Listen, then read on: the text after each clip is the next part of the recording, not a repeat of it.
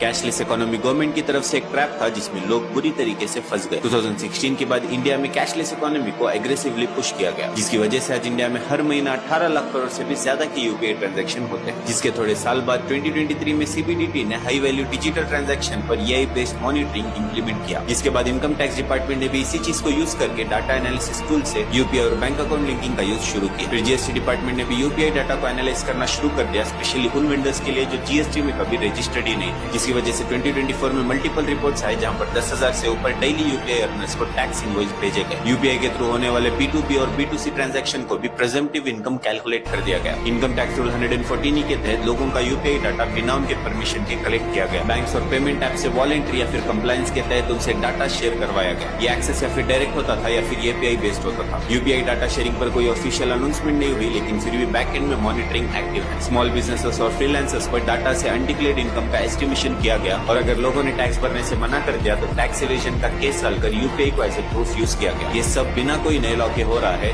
सिर्फ take integration और compliance circular के बेसिस पर। मतलब यूपीआई के यूज करते वक्त हर ₹1 का मूवमेंट आपका रिकॉर्डेड। इसका मतलब ये हुआ कि इनफॉर्मल सेक्टर्स भी फॉर्मली मॉनिटर्ड बन चुके।